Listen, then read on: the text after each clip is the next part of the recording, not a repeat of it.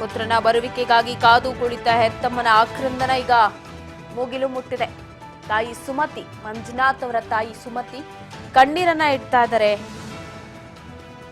ನಾನು ಹೇಳ್ದಂಗೆ ಅವ್ರು ಯಾರು ಕೂಡ ಮನ್ಸಲ್ಲೂ ಅಂದ್ಕೊಂಡಿರ್ಲಿಲ್ಲ ಇಡೀ ಕುಟುಂಬದ ಜೊತೆಗೆ ಹೋದವರು ತನ್ನ ಮಗ ಶವ ಆಗಿ ವಾಪಸ್ ಬರ್ತಾರೆ ಕಾಶ್ಮೀರದಿಂದ ಅಂತ ಹೇಳಿ. ಈಗ ಸಚಿವ ಶಾಸಕರೆಲ್ಲರೂ ಕೂಡ ಭೇಟಿ ಕೊಟ್ಟು ಅವರಿಗೆ ಸಾಂತ್ವನ ಹೇಳಲಿಕ್ಕೆ ಮುಂದಾಗ್ತಿದ್ದು ಅವರ ಆಕ್ರಂದನ ನಿಜಕ್ಕೂ ಮುಗಿಲು ಮುಟ್ಟಿದೆ. ಈ ಸಾವಿನ ವಿಚಾರ ತಿಳಿದು ಮಂಜುನಾಥ್ ಶಿವಮೊಗ್ಗದಲ್ಲಿ ಸಚಿವ ಮಧು ಬಂಗಾರಪ್ಪನವರು ಕೂಡ ಭೇಟಿ ಕೊಟ್ಟು ಸಾಂತ್ವನವನ್ನ ಹೇಳಿದ್ರು, ಧೈರ್ಯ ತುಂಬಿದ್ರು. ಯಾಕಂದ್ರೆ ಇಂತಹ ಸಂದರ್ಭದಲ್ಲಿ ಧೈರ್ಯ ಕೊಡ್ಲೇಬೇಕಾಗತ್ತೆ ಅವ್ರಿಗೆ. ಫ್ಯಾಮಿಲಿನೇ ಹೋಗಿರುತ್ತೆ, ಬಟ್ ಸೊಸೆ ಒಬ್ಳೆ ಬರ್ತಾಳೆ, ಮಗ ಬರಲ್ಲ ಅಂತ ಹೇಳಿದಾಗ ಅವ್ರಿಗಾಗುವಂತಹ ಚಿತ್ರಹಿಂಸೆ, ನರಕ ಹಿಂಸೆ ಈ ವಯಸ್ಸಲ್ಲಿ ಕೆಲವೊಬ್ರು ಅವ್ರ ಆಕ್ರಂದನ ನಿಜಕ್ಕೂ ಕೇಳಕ್ಕಾಗಲ್ಲ. ನಾವು ಮಕ್ಕಳ ಚಿತೆಗೆ ಬೆಂಕಿ ಇಡಬೇಕಾಯ್ತಲ್ಲ ಅನ್ನುವಂಥ ಪರಿಸ್ಥಿತಿ ಕೂಡ ಎಷ್ಟೋ ಹೆತ್ತ ತಂದೆ ತಾಯಿಗಳಿಗೆ ಈಗ ಬಂದಿರುತ್ತೆ. ಯಾಕಂದ್ರೆ ಅಷ್ಟು ಚಿಕ್ಕ ಚಿಕ್ಕ ವಯಸ್ಸಲ್ಲಿ ಈಗ ಗುಂಡೇಟಿಗೆ ಬಲಿಯಾಗಿದ್ದಾರೆ. ಶಿವಮೊಗ್ಗದಲ್ಲೂ ಕೂಡ ಪುತ್ರನನ್ನ ಕಳೆದುಕೊಂಡು ತಾಯಿ ಸುಮತಿ ಕಣ್ಣೀರನ್ನ ಹಾಕ್ತಾ ಇದ್ದಾರೆ. ಶಾಸಕರು, ಸಚಿವರು, ಮುಖಂಡರು ಪ್ರತಿಯೊಬ್ರು ಕೂಡ ಅಲ್ಲಿ ಭೇಟಿಯನ್ನ ಕೊಡ್ತಿದ್ರು. ಇನ್ನು ಮಂಜುನಾಥ್ ಅವರ ತಾಯಿ ಸುಮತಿ ಅವರು ಕೂಡ ಮಾತನಾಡಿದ್ದಾರೆ, ಏನ್ ಹೇಳಿದ್ರು ಅಂತ ಕೇಳೋಣ. ಟಿವಿಯಲ್ಲಿ ನೋಡ್ತಾ ಇದ್ವಿ, ನಿನ್ನೆ ಸಂಜೆ ಮತ್ತೆ ಡೆಫಿನೆಟ್ ಮಾಡಿದ್ರು ಅವರು, ಸರ್ಕಾರದವರೆಲ್ಲ ಬಂದು ಕಳಿಸಿದ್ದಾರೆ. ಅವರು ಶುಕ್ರವಾರ ಹೋಗಿದ್ರು, 18ನೇ ತಾರೀಕು ಹೋಗಿದ್ರು, ನಾಳೆ ಬರೋಕ್ಕಾಗಿತ್ತು. ನಾವು ಬೇಡ ಬೇಡ ಅಂತ ಹೇಳಿದ್ವಿ. ನನಗೆ ಗೊತ್ತಿಲ್ಲದ ಹಾಗೆ ಅವನ ಫ್ರೆಂಡ್ಸ್ ಹತ್ರೆಲ್ಲ ಇದು ಮಾಡ್ಕೊಂಡಿದ್ದೆ. ನಂಗೆ ಮೊದಲಿಂದಲೂ ನಾವು ನೋಡಿದ್ವಿ, ಟಿ ವಿಯಲ್ಲಿ, ಫಿಲಮಲ್ಲಿ ಎಲ್ಲ ನೋಡಿದ್ವಿ, ಸೆಟ್ ಎಲ್ಲ ಇರೋದು ನೋಡಿದ್ವಿ.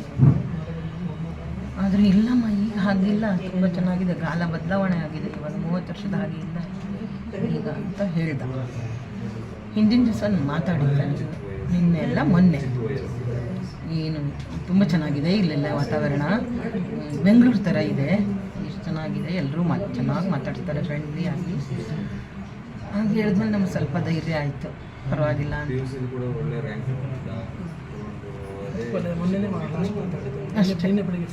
ಇಲ್ಲ ಇಲ್ಲ, ಅವರು ನೀನು ಆ್ಯಕ್ಟಿವಿಟಿ ಮಾಡೋಕ್ಕೆ ಹೋದ್ರಲ್ವಾ, ಅದಕ್ಕೆ ಏನು ಮಾತಾಡಲಿಲ್ಲ. ಅದು ರಿಮೋಟ್ ಏರಿಯಾಕ್ಕೆ ಹೋಗ್ತೀನಿ, 2 ದಿವಸ ಸಿಗೋದಿಲ್ಲ ಅಂತ ಹೇಳಿದ್ರು. ಫೋನಲ್ಲಿ ಇಲ್ಲ, ಪ್ರೀಪೇಯ್ಡ್ ಫೋನ್ ತಗೋಬೇಕಂತ, ಇಲ್ಲಿ ನಮ್ದು ಯಾವುದು ವರ್ಕ್ ಆಗೋದಿಲ್ಲ ಅಂತ ಹೇಳ್ತು.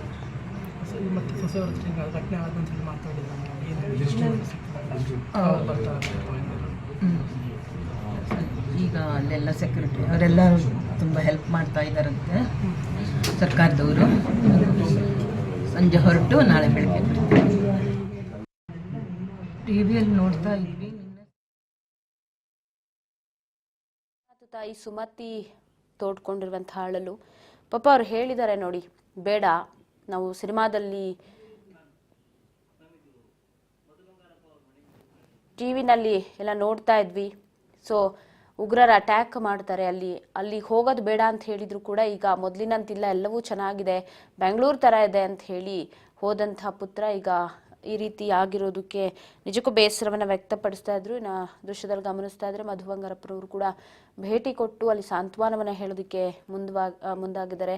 ಸರ್ಕಾರ ನಿಮ್ಮ ಜೊತೆಗಿರತ್ತೆ ಅನ್ನುವಂತಹ ಧೈರ್ಯವನ್ನ ತುಂಬಿದ್ದಾರೆ ಮಧು ಬಂಗಾರಪ್ಪ. ಸರ್ಕಾರ ಇದೆ, ಕೇಂದ್ರ ಸರ್ಕಾರ ಇದೆ, ಎಲ್ಲರೂ ಮಾಡ್ತಾರೆ. ಈ ಸಂದರ್ಭದಲ್ಲಿ ಖಂಡಿತ ನಮ್ಮ ಸರ್ಕಾರ ಇದೆ, ಇದ್ದಾರೆ, ಬಂದಿದ್ದಾರೆ, ಎಲ್ಲ ಹಾಗೆ ಸರ್ಕಾರ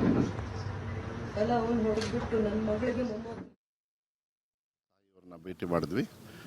ನಾನು ಇದು ಘಟನೆ ಆದ ತಕ್ಷಣ DC ಅವರು ರೆಗ್ಯುಲರ್ ಆಗಿ ಫಾಲೋಅಪ್ ಅಲ್ಲಿದ್ದರು. ಕೊನೆಗೆ ಅಲ್ಲಿ ಚೇತಾ ಅಂತ ಹೇಳಿ ನಮ್ಮ ರೆಸಿಡೆಂಟ್ ಆಫೀಸರ್ಸ್ ಇದ್ದಾರೆ ಅಲ್ಲಿ ಡೆಲ್ಲಿಯಲ್ಲಿ, ಚೀಫ್ ಸೆಕ್ರೆಟರಿ ಅವರಿಗೆಲ್ಲ ಹೇಳಿಬಿಟ್ಟು ಆದಷ್ಟು ಬೇಗ, ಯಾಕಂದರೆ ಅಲ್ಲಿ ಏನಾಗ್ತದೆ ಇಂಥ ಸಂದರ್ಭದಲ್ಲಿ ಅಲ್ಲಿ ಒಂದು ಗೊಂದಲ, ಗಾಬರಿ, ಅಲ್ಲಿ ಸೆಕ್ಯೂರಿಟಿ ನೋಡಬೇಕು, ಇಂಟರ್ನಲ್ ಸೆಕ್ಯೂರಿಟಿ.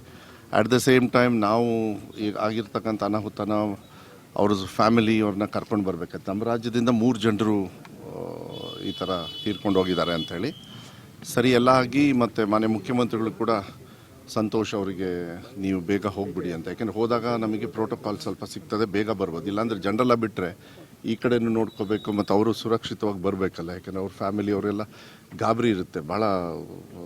ಕಣ್ಣೆದುರುಗಡೆ ಇಂಥ ಸಂದರ್ಭ ಆದಾಗ ಯಾರಿಗಾದರೂ ಆಗಲಿ. ಸಂತೋಷ್ ಅವ್ರಿಗೆ ಬೆಳಗ್ಗೆ ಮಾತಾಡಿದೆ ನಾನು, ಮತ್ತು ಪಲ್ಲವಿಯವ್ರಿಗೂ ಮಾತಾಡಿದೆ. ಅಂದರೆ ಮಂಜುನಾಥ್ ಈ 6 ಗಂಟೆಗೆ ಈಗ ಆ್ಯಸ್ ಇಟ್ ಈಸ್ ಸ್ಕೆಡ್ಯೂಲ್ಡು, ನನಗೆ ಜಸ್ಟ್ ಈಗ ಬರೋಕ್ಕಿಂತ ಮುಂಚೆ 6 ಗಂಟೆಗೆ ಅಲ್ಲಿಂದ ಹೊರಡಬೇಕಂತ. ಐ ಥಿಂಕ್ ಅರ್ಲಿ ಮಾರ್ನಿಂಗ್ ಇಲ್ಲಿ ಬರ್ತಾರೆ ಅಂತ ಹೇಳಿದೆ.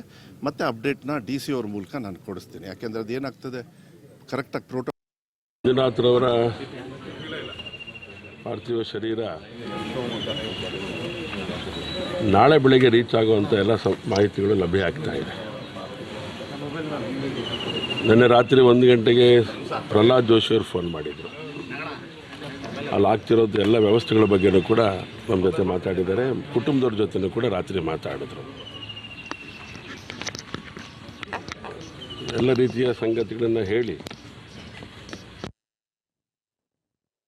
ಫ್ಲೈಟಿಗೆ ಸಂಬಂಧಪಟ್ಟ ಫ್ಲೈಟಲ್ಲಿ ತರುವಂಥ ಎಲ್ಲ ಸಿದ್ಧತೆಗಳು ಮಾಡ್ತಾ ಇದ್ದೀವಿ ಅಂಥೇಳಿ ಅದಕ್ಕೆ ಸಂಬಂಧಪಟ್ಟಂಥ ಎಲ್ಲ ಡೀಟೇಲ್ ಕಳಿಸ್ಕೊಡ್ತೀನಿ ಅಂತ ಹೇಳಿದ್ರು. ಇವತ್ತು ಬಂದಿದೆ. ಸಂಜೆ 6 ಗಂಟೆಗೆ ಲಿಫ್ಟ್ ಆಗ್ಬೋದು ಅಂತ ಮಾಹಿತಿ ಇರೋದು. ಇವತ್ತು ಸಂಜೆ 6 ಗಂಟೆಗೆ. ಬೆಳಗ್ಗೆ 6:15 ಸುಮಾರಿಗೆ ಇಲ್ಲಿ, ಯಾಕೆಂದರೆ ನೈಟ್ ಲ್ಯಾಂಡಿಂಗ್ ಫೆಸಿಲಿಟೀಸ್ ಇದೆಲ್ಲ ಇಲ್ಲದೇ ಇರೋದ್ರಿಂದ ಅದೆಲ್ಲದೂ ಅವ್ರ ಗಮನದಲ್ಲಿದೆ. ಸೊ ಹಾಗಾಗಿ ಬೆಳಗ್ಗೆ 6:15ಗೆ ರೀಚ್ ಆಗ್ಬೋದು ಶಿವಮೊಗ್ಗಕ್ಕೆ ಅಂತ ಒಂದು